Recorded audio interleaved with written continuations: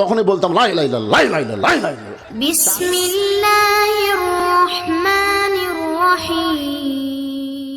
পরিবেশনায় ও পরিচালনায় দিক দিগন্ত।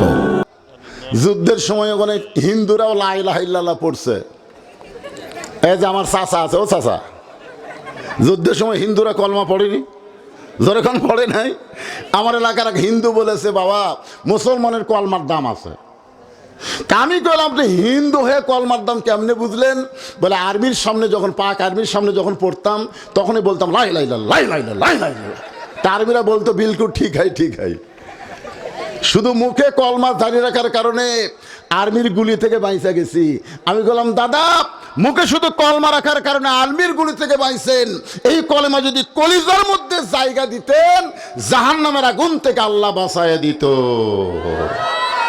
এখন বলেন মুখের কলমা আমরা কোথায় রাখবো?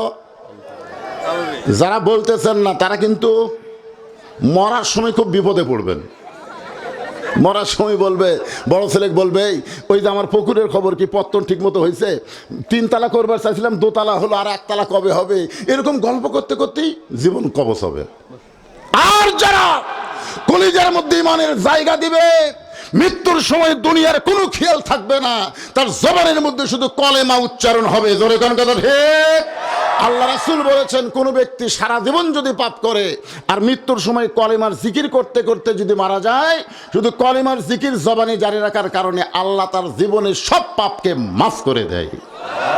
তাহলে আমরা মরার সময় কলেমা কি জবানে জারি রাখতে চাই? তাহলে তাসদিক বিল জানান, কলিজার মধ্যে কলেমার জায়গা দেওয়া লাগবে।